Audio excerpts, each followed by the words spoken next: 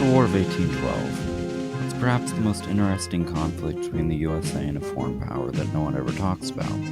This criminally underrated war between the US and Great Britain is swept over by many historians and is known to most, and not even many at that, as the time the US fought Britain again and lost the Peace.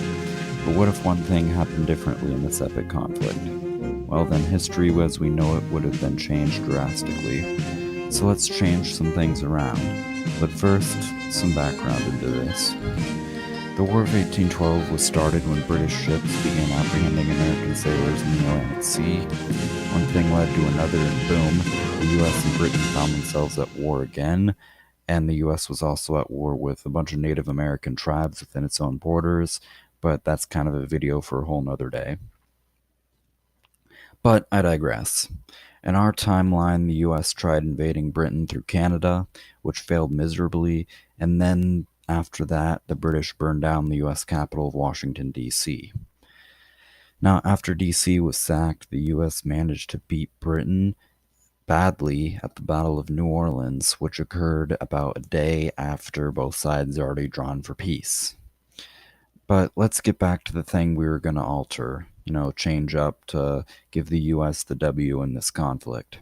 Let's say that the US invasion of Canada somehow was a complete success, causing Britain to magically call for an immediate peace sometime in 1815 after the US beat them again at New Orleans. First things first, all of Canada would become American occupied. Now, of course, the following conflict, there would be a great deal between Canadian and Americans. And there would be a few rebel cells, rising up because Canada was mostly made up of loyalists to the British Empire at the time. But over time, these rebellions would gradually die down as Canadian territory is gradually assimilated into the Union. In the 1840s, the Mexican-American War would still come along, same as it did in our timeline with the annexation of Texas. The outcome, however, would not be the same, because the U.S. would probably annex more of northern Mexico as well as the Republic of the Yucatan.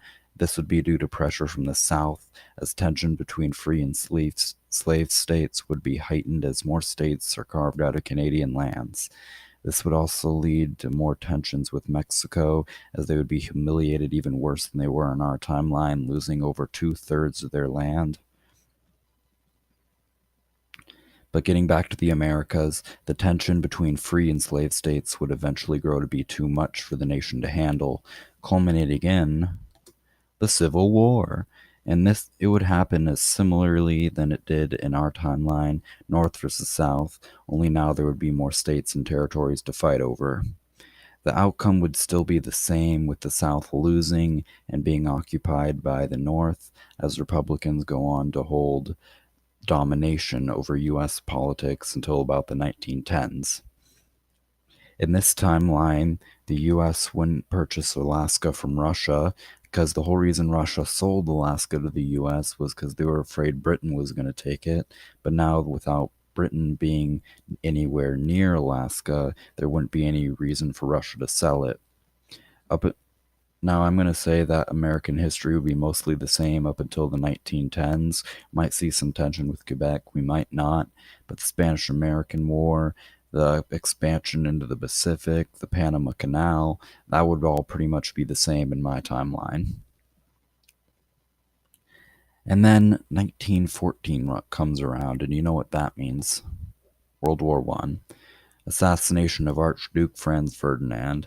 Now, at first, the U.S. would be in the same state of isolationism it was in our timeline, very hesitant to enter a war, seeing it as mostly a foreign war that they have really no business to deal with, or being in for that matter. So the U.S. would pretty much stay out of the war, that is, until 1917.